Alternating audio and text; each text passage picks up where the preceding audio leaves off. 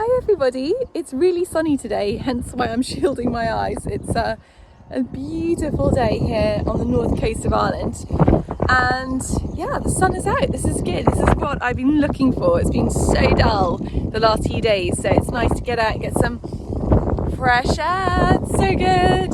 Today is, I'm trying to find somewhere that's not too windy. Let's go down here. So yes, today we are going to be doing some planting out. I've got some trays of seedlings in the polytunnel that need to go out into the field, so I'll hopefully film a bit of that for you and you can come along with some of the farming. Hopefully I'll get to do some creative work. I really want to get out and do some plein air painting in the next couple of days. I haven't done that since last autumn, I think, so it'd be lovely now the weather's a bit better and hopefully not too windy. I can get out and do a bit more of my creative practice, which has grown so important to me. And also I really want to get back to the podcast, and I need to have a chat with you about the podcast because I know so many of you love it and I love it too, but I'm trying to live a truly slow life, and as someone who's created so much content for almost my whole life at this point, for a vast majority of my life, I'm trying to slow down and create content because I really want to, and that it feels true and slow and aligned, not just feeding the beast that is social media, but rather creating content that's valuable and beautiful.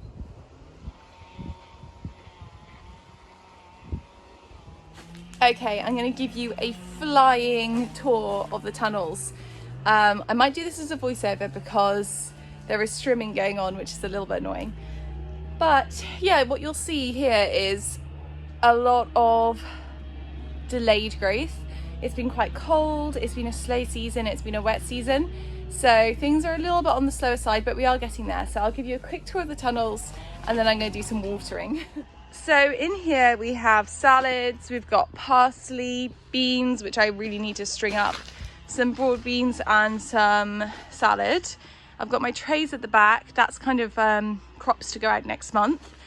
And here I've got chilies, which I always plant in this formation here, which is kind of like a boxed in hedge almost. It looks really smart. Got cornflowers at the top because they're a great edible flower. And then I've got courgettes scattered in here alongside strips of cucumbers, and also some nasturtiums. So that's the sort of layout in here. This is my potting table, this is my hot box, and in here we have some incredibly late pumpkins popping their heads up. And this is always my favorite thing, is when seeds start coming through and germinating. I find this bonkers magical, I really do. I absolutely love it. I've got some basil up here, some nasturtiums. Got my sausage dog. Let's have a look over in polytunnel number 2, beautiful foxglove.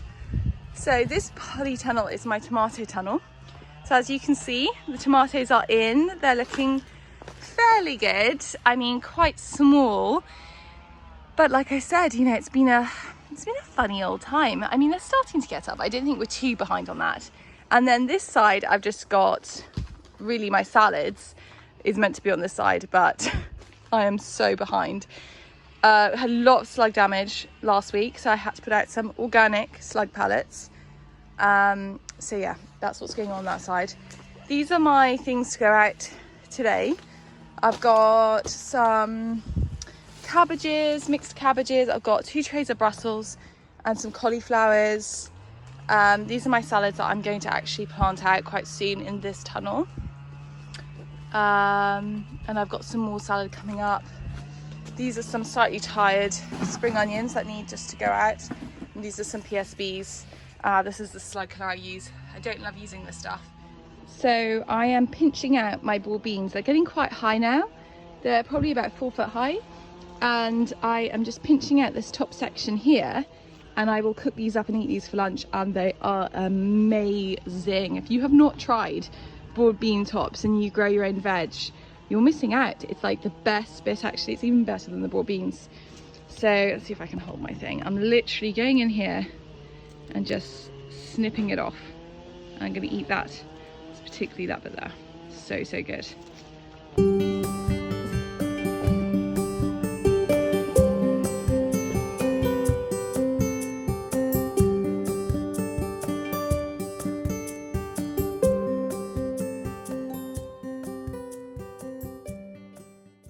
back inside now. I'm getting a cup of tea and a brownie. This is the downside of running your own farm business, farm shop. You end up with loads of sweeties and loads of brownies and things like that. And yes, I'm going to eat a lovely brownie at 9 something in the morning. I'm absolutely shattered and I just need it. So I'm gonna make a cup of tea and have that. I am in the middle of so many things at the moment. I'm actually in the middle of finalizing this cottage renovation and I am so excited. I mean, this renovation has been a long time coming, 8 years and coming, which is ridiculous. But we have also been building this business and we haven't been able to do both simultaneously. And as a result, this cottage is literally on its last legs. It is absolutely awful. I mean, there's just no two ways about it. So the main cottage here is 100 years old, but it's had a really bad sort of 70s upgrade. So it has massive windows, it's been plastered really badly, and yeah, it's just a nightmare. And then there's a tiny little extension where the kitchen goes, and the bathroom, but basically the whole thing is a nightmare. Sorry, Teasel keeps barking at the men outside. So there's a whole load of builders outside doing a section of the barn, which is exactly what I mean. So like everything has just gone back into the farm to make the farm bigger and better, and as a result we are now like crammed into this little old cottage, and it's got so cluttered. We can't use any of the exterior walls in this cottage because it has damp problems. And as you can imagine, that is just not a recipe for a great house. So we are renovating it, it's happening. We are going to be creating like a nice big kitchen. We are going to have a new boot room and an office, which is so exciting. But it's gonna take a while, like it's gonna take a while to get it exactly as we want. So we'll see how it all goes. I'm very excited to pull up like all the old lino in the bathroom, things like that stuff that's just got so tired, and it's just no point doing it until, you know, we're actually renovating it. So that's also what I'm working on. I'm like contacting window people and getting quotes and figuring out what exactly I want.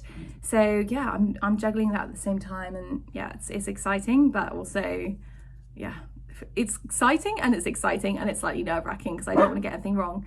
And we will eventually replace all these older windows, these sort of 70s style windows as well, and put in really nice like cottagey windows.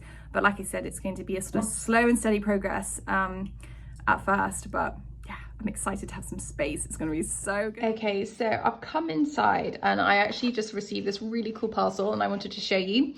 I got a load of these herbalista teas, which look so lovely. You all know I love my herbal teas as a herbalist. They are a huge part of my daily life, and these just sound so good.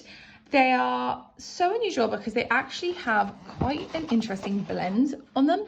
So this one, for example, is Bedtime Bliss, and it's got rhubarb, hibiscus, rosehip, chamomile, tulsi, licorice fennel, ashwagandha, baobab, buchu leaf, L-theanine, and natural honey flavoring. Like, how good does that sound?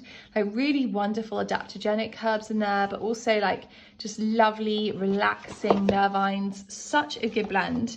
I'm going to make myself one of these, actually, the Daily Restore. This one contains apple pomace, cassia, which is like cinnamon, hibiscus, rosehip, ashwagandha, baobab, chicory, nutmeg, natural apple flavoring, apple cider vinegar, L-theanine, and natural caramel flavoring, vitamin C, and clove. Like, I just think that's amazing. And at the bottom it says nootropics, adaptogens, and amino acids.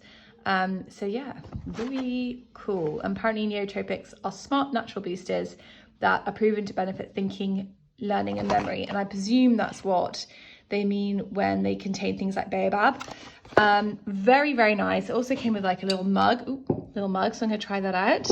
A coaster, a really smart box, and a little tote bag, which I'll probably repurpose and use for one of the kids' PE kits or something. But yeah, super nice. Thank you, Herbal.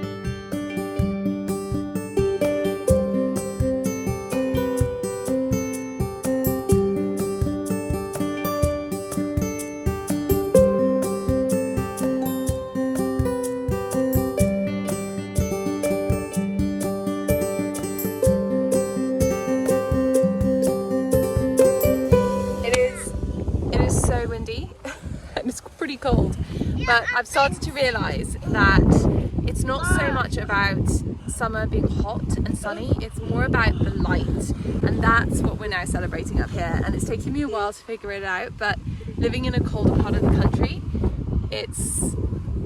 you can't always depend on the heat.